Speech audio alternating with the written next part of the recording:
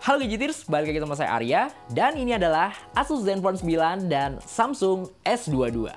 Ya, di balik ukuran yang ringkas dan nyaman dipegang pakai satu tangan, HP compact ini biasanya punya hubungan yang nggak harmonis ya, sama daya tahan baterai gitu. Ya, dengan ruang yang sekecil ini, emang agak PR sih buat nanamin baterai dengan kapasitas yang gede. Apalagi tren HP compact sekarang tuh rata-rata dikasih mesin yang flagship ya, mesin yang gaspol, yang tentu aja butuh power gak sedikit untuk bisa maksimalin performanya. Dan stigma negatif itu tuh sempat bikin saya agak overthinking ya, pas pengen nyobain HP compact. Tapi setelah nyobain Asus Zenfone 9 dan Samsung S22 ini, ternyata pakai HP compact nggak seburuk itu sih. Oke, sebelum mulai videonya, di sini saya pengen disclaimer dulu ya, kalau Zenfone 9 ini tuh statusnya masih dipinjemin sama Asus. Tapi kalau Samsung S22 ini tuh kami beli sendiri. Ya, ngeliat dari video yang sebelumnya, Zenfone 9 sama Xiaomi 12 itu yang kemarin juga lumayan ramai ya. Dan ternyata banyak banget yang request pengen ngadu Zenfone 9 sama Samsung S22 ini. Ya udahlah, selama HP-nya resmi kita hajar aja. Tapi semua pembahasan di video ini nggak disetir sama brand manapun ya, dan ini adalah murni pendapat saya sendiri. Ya meski sama-sama compact, kedua HP ini tuh sebenarnya punya tongkrongan yang lumayan berbeda ya. Nah kalau Anda tuh tipikal orang yang demen pakai HP yang feel-nya tuh berasa high class banget, bodi kaca di Samsung S22 ini emang kerasa lebih pamerable sih. Kaca nih bos, senggol dong. Nah, nggak cuma bodi belakangnya aja, bagian depan Samsung S22 ini juga berasa flagshipnya ya. Karena bagian dagu dan jidat ini tuh sama-sama simetris dan juga tipis. Nah, sementara kalau Zenfone 9 ini tuh jatuhnya lebih ke unik kali ya. Ya bisa dilihat dari material bodi belakangnya yang nggak biasa. Ini kayak pakai penghapus anak SD gitu ya materialnya. Terus ada beberapa detail di bodi Zenfone 9 ini yang rasanya perlu diapresiasi ya. Seperti bagian penutup SIM tray-nya yang ternyata tuh dibuat ngelengkung ngikutin lekukan bodi belakangnya. Terus dengan bodi yang sekecil ini, Zenfone 9 juga masih punya jack audio 3,5 mm. Jadi ya kalau punya earphone kabel tinggal dicolok aja dan nggak perlu beli konektor lagi. Nah, gimana nih soal performanya? Di atas kertas, Snapdragon 8 Plus Gen 1 di Zenfone 9 ini memang dan sudah seharusnya punya performa yang lebih optimal ya. Ya simpel aja karena ini mesin lebih baru dan memang menyempurnakan Snapdragon 8 Gen 1 yang ada di Samsung S22. Tapi kalau untuk performa main game, lagi-lagi ini balik ke optimasi HP-nya masing-masing ya. Untuk game PUBG Mobile sendiri, keduanya udah bisa digeber 60 fps, bahkan bisa disiksa pakai grafik HDR yang bisa dibilang cukup berat lah. Ini dipantengin terus aja masih relatif stabil ya di 58 sampai 60 fps.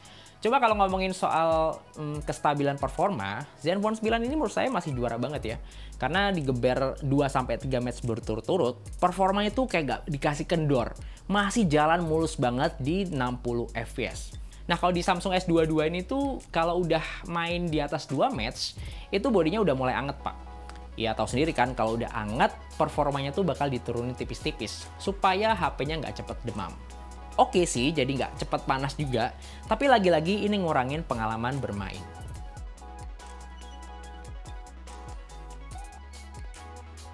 Sementara kalau dipakai buat push rank Mobile Legends, di Samsung ini tuh ngasih visual yang lebih mewah ya. Karena di settingan grafiknya tuh opsi grafis ultra udah bisa dipakai.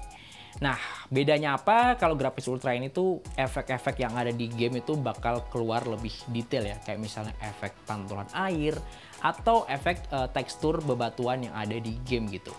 Tapi ya kalau emang fokus main gamenya doang, detail-detail kayak gini bakal nggak terlalu diperhatiin sih. Tapi daripada mentingin grafis, saya kok lebih berharap ya bisa main Mobile Legends dengan frame rate yang lebih tinggi di dua HP ini. Ya secara mesin dan layar juga udah sama-sama support gitu loh. Kan sayang aja gitu, dengan harga yang nggak bisa dibilang murah, tapi kok performanya masih mirip-mirip sama HP 1-2 jutaan gitu. Ya kalau bisa jalan di 90-120 fps tuh animasinya tentu bakal lebih smooth dari yang sekarang ini ya. Apalagi pas lagi masuk ke momen late game itu. Pas lagi rusuh-rusuhnya itu bakal berasa lebih mewah banget visualnya.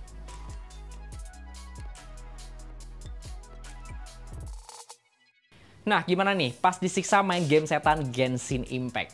Ya, meskipun sama-sama pakai mesin flagship, ternyata performanya nggak sedahsyat yang saya bayangin sebelumnya.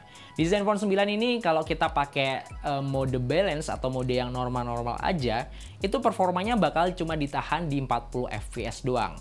Nah, kalau pengen dapetin performa yang lebih bagus lagi, itu mending dinyalain aja mode high performance-nya ya, karena di sini bisa main Genshin Impact di kisaran 50-60 fps. Cuma ya bakal lebih cepat panas aja sih bodinya gitu.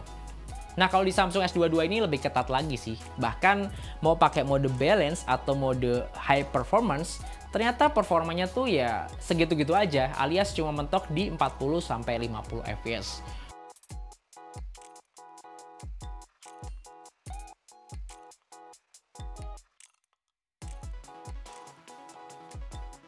Bahkan pas saya nyalain setting game plugins dan saya pasangin fan cooler juga, ternyata performa Samsung ini juga nggak naik secara signifikan gitu.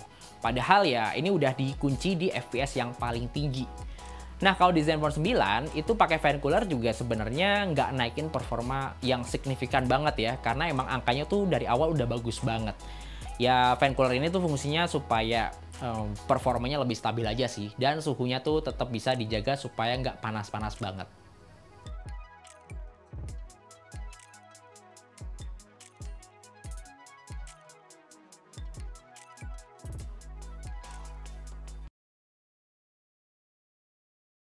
Ya, tadi kan performanya udah. Terus gimana nih dengan hasil kameranya?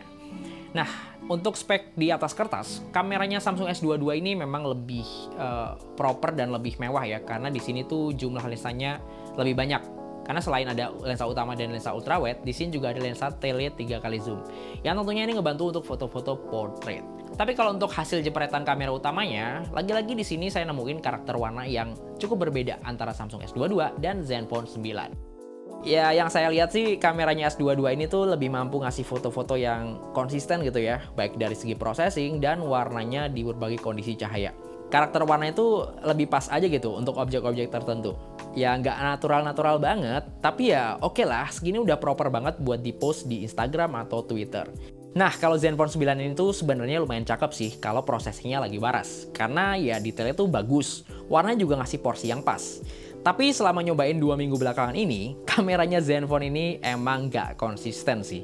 Kalau lagi parah, itu detailnya tuh jadi berantakan gitu. Dan warnanya itu jadi kurang nonjok.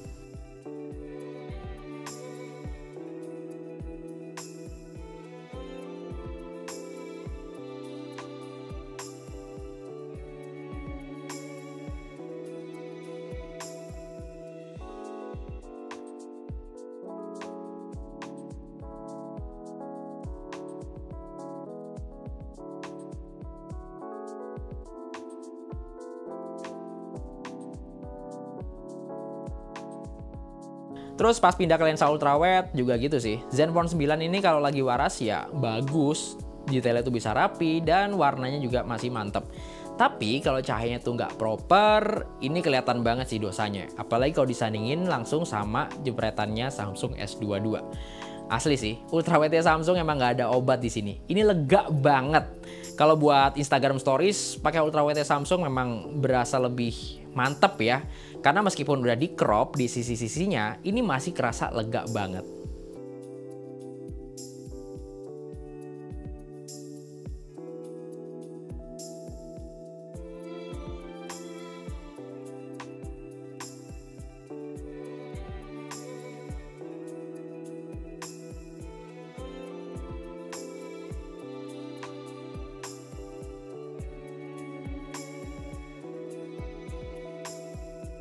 Nah, gimana nih kalau buat foto-foto malam? Ya, Samsung kayaknya masih belajar lagi ya sama Asus soal ngeracik night mode yang lebih mantep. Sekilas ya sama-sama cakep sih, tapi kalau dilihat lebih fokus lagi, kameranya Zenfone ini kalau nangkap detail lampu itu perfect banget. Di sini nyaris gak ada cahaya lampu yang bleberan gitu, yang ngerusak warna dan detail foto. Bahkan cenderung ngasih warna yang lebih pekat. Buat yang udah familiar pakai Google Kamera atau Gcam, ini berasa nostalgia banget ya ketika pakai kameranya Zenfone. Karena secara karakter dan warna, ini mirip banget.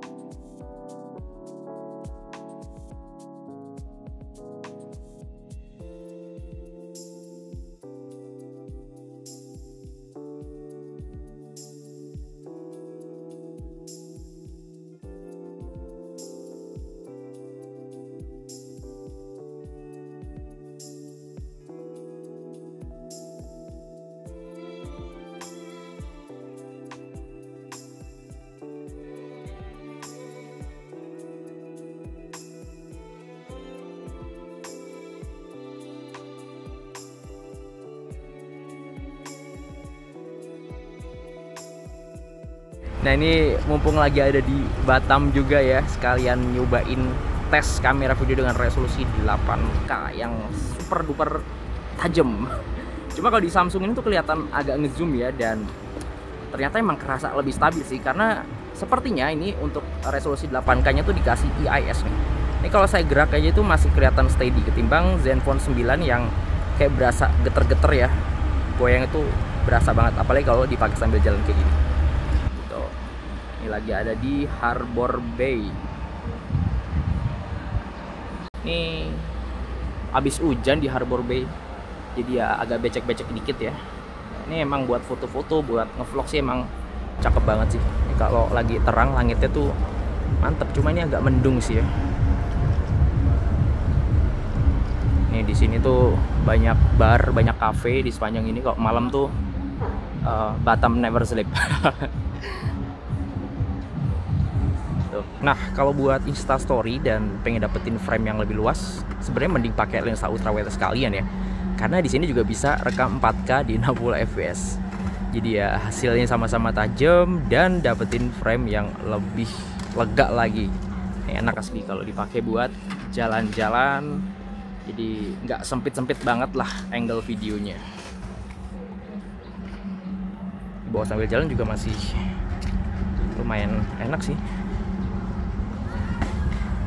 Oke. Pakai buat lari deh. Yuk, kita lari. Wow. Terlihat sekali perbedaannya ya. Aduh. Saya seperti orang aneh ini. Lari-lari bawa 2 HP. Udah kayak maling, Pak. Ini kerasa loh perbedaannya loh.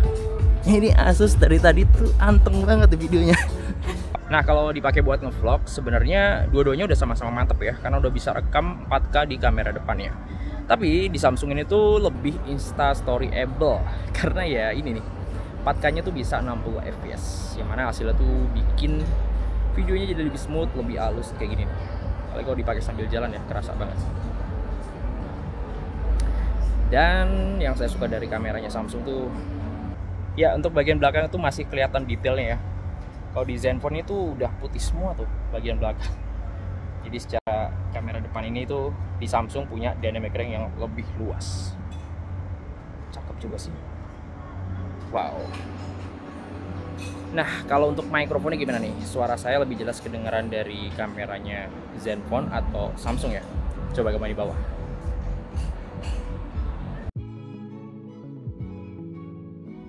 Ya meskipun sama-sama pakai Super AMOLED, tapi layar Samsung S22 ini tuh mau dilihat dari berbagai sudut itu tetap lebih bagus gitu ya. Mau dipakai buat nonton di YouTube atau Netflix atau platform streaming lainnya, warna yang dihasilin tuh bener-bener nonjok banget. Terus untuk refresh rate-nya juga meskipun sama-sama 120 Hz, di sini perlakuannya juga berbeda ya. Kalau di S22 ini tuh naik turunnya tuh lebih dinamis. Artinya kalau kita lagi nggak pakai buat ngapa-ngapain, dia tuh bakal turun paling bawah tuh di 24 Hz, yang mana bikin daya tahan baterainya tuh jadi lebih awet lagi. Sementara kalau di Zenfone 9, ini lebih fleksibel aja sih kalau pengen ngunci refresh rate di angka tertentu. Misalnya nih, ketika kita ngerasa 120 Hz itu terlalu boros, tapi kita pengen animasi yang masih cukup smooth lah, ya udah tinggal dikunci aja ke 90 Hz doang. Terus kalau speakernya gimana nih? Ya meskipun di sini udah sama-sama stereo, tapi Zenfone 9 ini tuh punya speaker yang cukup mind blowing ya.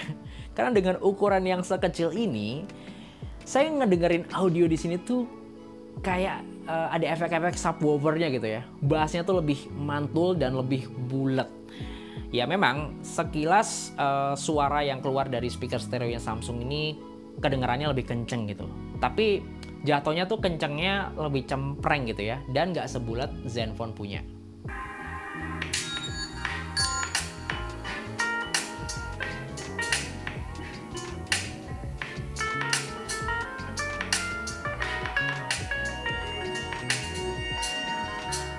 Oh ya, buat yang sering pakai earphone TWS, pilihan kodek di Zenfone 9 ini ternyata juga lebih banyak loh. Bahkan juga udah support aptX adaptif.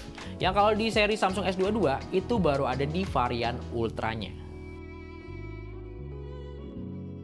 Ya untuk ukuran HP compact, sebenarnya daya tahan baterai kedua HP ini tuh masih cukup aman sih untuk dipakai satu harian penuh. Tapi ya karena kapasitas baterai di Zenfone 9 ini lebih gede dan mesinnya juga lebih optimal, memang secara penggunaan daya tahan baterai di Zenfone 9 ini lebih badak dari S22. Nah, sementara baterai Samsung S22 ini tuh mulai berasa borosnya ketika ngadepin aplikasi yang butuh screen time tinggi. Kayak misalnya dipakai buat maraton streaming atau digeber main game yang grafisnya berat.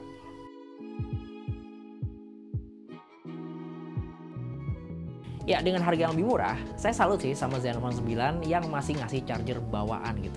Itu pun dengan output yang ya cukup oke lah, 30 watt gitu. Sementara di Samsung S22 memang harus beli chargernya lagi di luar sana, tapi secara kecepatan dia tuh bisa up to 25 watt. Yang ternyata kecepatannya tuh bisa lebih ngebut daripada 30 wattnya Asus Zenfone 9. Oke lah ya, secara kapasitas baterai memang S22 ini lebih kecil gitu ya.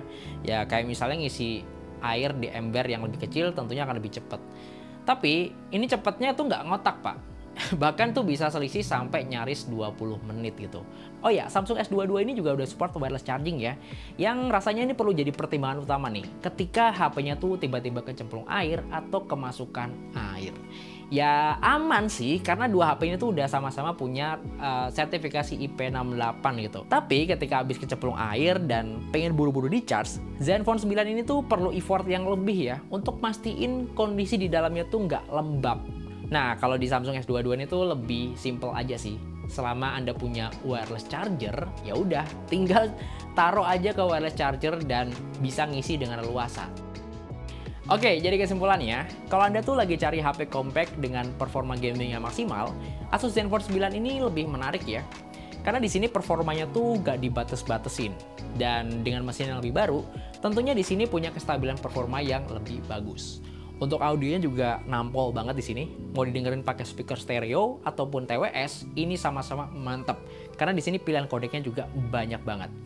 Terus daya tahan baterainya sih yang gak kalah cakep ya. Dan untuk ukuran HP compact ini mantap jiwa ya. Meskipun cuma 4000-an mAh, tapi saya masih cukup pede buat bawa HP ini di luar seharian penuh tanpa harus neteng-neteng power bank. Nah, sementara kalau Anda tuh lebih mentingin hasil foto dan video yang warnanya tuh lebih mateng, kamera Samsung S22 di sini emang lebih menyenangkan ya. Layarnya juga cakep untuk maraton streaming Netflix gitu. Dan dukungan software-nya juga lebih panjang. Ya, saat ini Samsung S22 saya udah update ke One UI 5 yang udah naik versi Android ke Android 13 gitu ya. Dan masih ada kesempatan buat naik Android 3 kali lagi. Ya, kurang lebih masih bisa lah dipakai 4-5 tahun ke depan. Tapi kira-kira 4-5 tahun lagi, yakin nih Anda nggak mau ganti HP baru yang mungkin lebih mantap dan lebih canggih dari S22 ini. Coba komen di bawah ya. Oke, terima kasih udah nonton video ini sampai selesai, dan semoga video ini bisa ngasih referensi ya, terutama buat Anda yang masih bingung mau ambil Zenfone 9 atau Samsung S22. Nah, untuk ngecek spek lengkap dan link pembelian kedua smartphone ini, seperti biasa, Anda bisa cek linknya di kolom deskripsi di bawah video ini ya. Ya, Arya di sini undur diri, sampai ketemu di video berikutnya.